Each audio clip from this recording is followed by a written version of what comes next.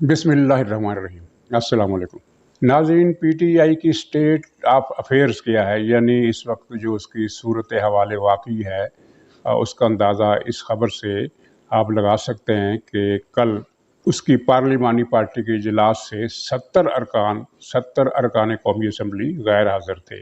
ان میں سے 22 تو بعد میں آ گئے، جو اصل میں پرویز خٹک کا گروپ تھا، اور یہ پہلی مرتبہ لوگوں کو پتہ چلا کہ پرویز خٹک کے گروپ کے 22 ارکان ہیں۔ اس سے پہلے یہ گنتی واضح نہیں تھی۔ گروپ ان کا ہے پرویز خٹک صاحب کا، یہ تو لوگوں کو پہلے پتہ تھا۔ تو اب یہ پتہ چلا کہ 22 ارکان ہیں جو کچھ مطالبات منوانا چاہتے تھے یا اپنے وجود کا احساس دلانا چاہتے تھے۔ بہرحال وہ بعد میں جب ان سے رابطہ کیا گیا اور محنت ترلے کیے گئے تو وہ کچھ یقین دہانیوں کے بعد یہ 22 ارکان واپس آ گئے، لیکن باقی 48 ارکان واپس نہیں آئے۔ 110 ارکان میں سے 48 ارکان یہ یعنی کہ غائب رہے۔ ان کو آپ یہ نہیں کہہ سکتے، اور اس وقت یہ کہنے کی ضرورت بھی نہیں ہے کہ یہ 48 ارکان ہیں یہ باغی ہو گئے ہیں یا انہوں نے بغاوت کر دی ہے، اور یہ مفروضہ بھی ہم قائم نہیں کر سکتے کہ انہوں نے کوئی فارورڈ گروپ بنا لیا ہے۔ لیکن اتنا تو واضح ہو گیا کہ یہ اتنی بڑی تعداد میں ارکان قومی اسمبلی کو اس بات سے کوئی دلچسپی نہیں تھی کہ وہ پارلیمانی پارٹی کے اجلاس میں آئیں۔ یہ ان کی لا تعلقی بھی ہو سکتی ہے، اور یہ بھی کہ ان کو یہ پسند ہی نہیں تھا آنا، گویا کہ انہوں نے ایک قسم کا بائیکاٹ کیا اجلاس کا۔ تو یہ صورتحال کس چیز کی غمازی کرتی ہے؟ یہ اس چیز کی غمازی کرتی ہے، اور ایسی صورتحال تب پیدا ہوتی ہے جب میلہ اجڑنے والا ہو، بچھڑنے والا ہو، تو پھر لوگوں کی دلچسپی میلے میں نہیں رہتی اور وہ میلہ چھوڑ کر چلے جانے لگتے ہیں۔ یعنی ایک قسم کی مایوسی کا احساس کہہ لیں، یا اس قسم کی خبروں کا اثر جن سے یہ لوگ دوسرے لوگوں کی نسبت زیادہ واقف ہیں کہ ان کے سر پر جو رکھا گیا شفقت کا ہاتھ تھا، سرپرستی کا ہاتھ تھا، وہ اب اٹھ گیا ہے، اور یہ اب اس بحران سے یا معاملے سے نمٹنے کے لیے اکیلے ہیں اور کوئی ان کا ساتھ دینے کو تیار نہیں ہے۔ تو یہ ایک مایوسی، دل برداشتہ ہونے کی کیفیت، یا بغاوت کی کیفیت، یا کہیں اور جانے کے رستے ڈھونڈنا، اس طرح کا سلسلہ چل رہا ہے۔ اور یہ خبر تو آپ لوگوں کو پہلے ہی پہنچ چکی ہے کہ پی ٹی آئی کے ارکان قومی اسمبلی کی طرف سے مسلم لیگ نون کے ساتھ رابطے کیے گئے ہیں، اور ان رابطہ کرنے والے ارکان اسمبلی کی تعداد دن بدن بڑھتی جا رہی ہے۔ یہ اس کا مطلب یہ نہیں ہے کہ درجنوں کے حساب سے لوگ رابطہ کر رہے ہیں، بلکہ یہ ہے کہ کسی دن ایک نے رابطہ کیا، کسی دن دو نے رابطہ کیا۔ تو اس وقت تک جو رابطے ہو چکے ہیں ان کی تعداد 20 سے زیادہ ہے، اور یہ 20 کی تعداد کم نہیں ہوتی، بہت زیادہ ہوتی ہے۔ اور اس پس منظر میں اگر آپ یہ دیکھیں کہ یہ 48 ارکان پی ٹی آئی کی پارلیمانی پارٹی کے اجلاس میں آئے ہی نہیں، انہوں نے آنا مناسب ہی نہیں سمجھا، انہوں نے اس اجلاس کو اس قابل ہی نہیں سمجھا کہ بلایا جائے، ورنہ اس سے پہلے آپ کو یاد ہوگا کہ پی ٹی آئی کے اجلاس میں تقریباً پورا کورم ہوتا تھا، چند ایک ارکان غیر حاضر ہوتے تھے، 2 یا 4۔ ہاں، متحدہ پارلیمانی پارٹی یعنی حکومت اور اس کی اتحادی پارٹیوں کے اجلاس میں کئی مرتبہ دوسری پارٹیوں کی عدم دلچسپی ظاہر کی ہے، خاص طور پر قاف لیگ کے ارکان کئی مرتبہ انہوں نے بائیکاٹ کیا ہے، لیکن پی ٹی آئی کے اندر سے اس طرح کا بائیکاٹ یا غیر حاضری پہلی مرتبہ نظر آئی ہے۔ اور اس کے پیچھے جو خبریں ہیں وہ آپ سب کے علم میں ہیں، کچھ وضاحت کے ساتھ یا کچھ تشنگی کے ساتھ، اور وہ خبریں یہ ہیں کہ شہباز شریف اور نواز شریف کے ساتھ جو رابطے ہو رہے ہیں ان میں یقین دہانیاں کرائی جا رہی ہیں اور وعدے کیے جا رہے ہیں، اور خاص طور پر یہ کہا جا رہا ہے کہ اگر آپ لوگ آ جائیں تو آپ نے ماضی قریب کے ان واقعات کا ذکر نہیں کرنا ہے اور ان پر کوئی حساب نہیں مانگنا ہے۔ ماضی قریب سے مراد یہ ہے کہ جو سلسلہ ڈان لیگ سے شروع ہوا، پاناما لیگ سے شروع ہوا اور اس ملک کی تباہی اور بربادی پر منتج ہوا۔ اچھا ناظرین، تباہی کے لفظ سے یاد آیا کہ کابینہ کے 2 دن مسلسل اجلاس ہوئے ہیں، پارلیمانی پارٹی کا اجلاس ہوا ہے، تو اس میں ملک کی حالت زار کا کوئی ذکر نہیں کیا گیا، یعنی ملک کے مفاد، ملک کے مسائل، عوام کے دکھ پریشانی، اضطراب تحریک انصاف کے لیے یا عمران خان کے لیے کوئی معنی ہی نہیں رکھتے۔ اور وہ ملک کی صورتحال کیا ہے، آپ کو یہ اچھی طرح اندازہ ہے کہ ڈالر کی قیمت جو بڑھ رہی ہے، اس کے نتیجے میں آنے والے دنوں میں معیشت پر کون سی بجلیاں گرنے والی ہیں، اور ڈالر کی قیمت مزید بڑھے گی، کیونکہ حالات جو ہیں وہ یہ ہو گئے ہیں کہ لوگوں کو اندازہ ہے کہ پاکستان پر جو اقتصادی مسائل نازل ہونے والے ان سے بچاؤ کے لیے جن لوگوں کے پاس پیسہ ہے وہ ڈالر خرید رہے ہیں۔ रुपया देकर डॉलर खरीद रहे हैं, जिसकी वजह से डॉलर महंगा हो रहा है। तो गोया कि ये एक विशियस सर्कल बन रहा है।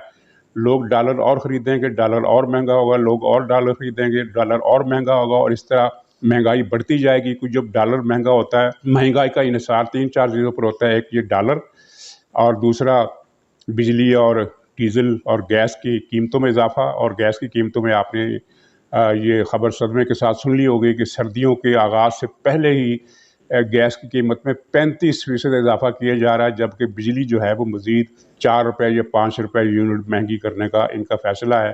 तो जब ये तीनों चीज़ें, तीनों अवामिल आगे की तरफ बढ़ेंगे, इनका ग्राफ ऊपर को जाएगा, तो महंगाई जो है वो जो पहले ही अवाम की बर्दाश्त की हदों को क्रॉस कर चुकी है, वो क्या क़यामत नाज़िल करेगी, क्या तबाही नाज़िल करेगी। करंट अकाउंट खसारा जो है वो खुद गवर्नमेंट की रिपोर्ट है कि इस महीने जो है करंट अकाउंट खसारा वो -1.8 से बढ़कर 4.1% हो जाएगा। यानी कि तकरीबन करंट अकाउंट खसारे में 3 गुना ज़्यादा इजाफा हो रहा है, जबकि दरामदात में 63% इजाफा हुआ है। यानी ये एक और बर्बादी की निशानी। दरामदात में इजाफे का मतलब ये है कि ये खुर्दनी अजनास से ज़्यादा दरामद कर रहे हैं, और इसकी वजह से महंगाई और बढ़ेगी और मुल्क की ज़राअत और मईशत की कटौती और ज़्यादा होगी। यानी गोया कि एक हमागीर तबाही है। जुलाई अगस्त में बजट का खसारा जो है वो 700 अरब रुपये तक पहुँच गया है। तो ये जो माशी सूरत हाल है, जिसकी वजह से आवाम को एक किस्म के जहन्नुम में डाल दिया गया, दोज़ख में डाल दिया गया है। तो काबीना के इन दोनों इजलासों में और पार्लिमानी पार्टी के इजलासों में इस पर एक लफ्ज़ नहीं कहा गया, और जो सारी बात होती रही वो ये है कि चेयरमैन नैब को क्या करना है, और ये कि इंतखाबी इस्लाहात का बिल पार्लियामेंट के मुश्तरका इजलास में ले जाने की मंजूरी दी गई है। ज़ाहिर है ये अपोजिशन को ब्लैकमेल करने की कोशिश है, क्योंकि ये अपोजिशन से मुज़ाकरात के लिए उन्होंने कमेटी बनाने का ऐलान किया था। अपोजिशन राज़ी नहीं हो रही इनकी शराइत पर बात करने के लिए, तो उनको डराने के लिए ये जो बिल है ये पार्लियामेंट के मुश्तरका इजलास में ले जाने की धमकी दी गई है। लेकिन ये अब धमकी इसलिए कारगर नहीं कि अपोजिशन को इस बात का अंदाज़ा है, इस बात की इत्तला है कि हुकूमत की इत्तेहादी पार्टियां भी इस बिल के हक़ में वोट नहीं देंगी। गोया कि ये एक किस्म का जो गड़ा खोद रहे हैं दूसरों के लिए, दरअसल वो अपने लिए गड़ा खोद रहे हैं, अपने लिए परेशानी का बास बन रहे हैं। और नाज़रीन, काबीना के इजलास में जिस बात पर यह सदमा ज़ाहिर किया गया वो बरतानवी अदालत का फ़ैसला था, जिससे अब ये हुकूमत इनकार कर रही है कि बरतानिया की अदालत ने कोई फ़ैसला ही नहीं दिया, और ये शहबाज शरीफ का तो नाम ही नहीं है। ये इस तरह की बातें ये अपने दिल की तसल्ली के लिए जो चाहे कहें, लेकिन जो हकीकत है वो जो सर चढ़ कर बोल रही है, बल्कि मीनारों पर चढ़ कर बोल रही है, वो ये है कि इमरान खान ने जो करप्शन का एक झूठा बयानिया बनाकर 5 साल तक बेचा, 3 साल हुकूमत के और 2 साल हुकूमत में आने से पहले, वो ज़मीन बोस हो गया और रेज़ा रेज़ा हो गया और बिखर गया। और अनब्रेकेबल शीशा जो होता है, जो टूटता है तो फिर वो दोबारा उसको जोड़ा नहीं जा सकता, वो किरची किरची हो जाता है। तो उस बयानिया की किरचियाँ हो गई, जिसका इमरान खान को बहुत सदमा है। और जो उनकी तस्वीरें आपने वीडियो देखी होंगी कैबिनेट के इजलास में, पार्लिमानी पार्टी के इजलास में, तो वो उनका असर इनके इमरान खान के चेहरे पर आपको नज़र आएगा, एक सुता हुआ चेहरा। और अवामी ज़ुबान में इस ऐसे चेहरे को जो कहते हैं वो तो मैं अल्फाज यहाँ दोहरा नहीं सकता, दोहराना चाहिए भी नहीं। वो अवामी सतह पर ही अच्छे लगते हैं। इस तरह की गुफ्तगू में इस तरह के अल्फाज का इस्तेमाल मुनासिब नहीं है, जिस तरह का चेहरा उनका हो गया है।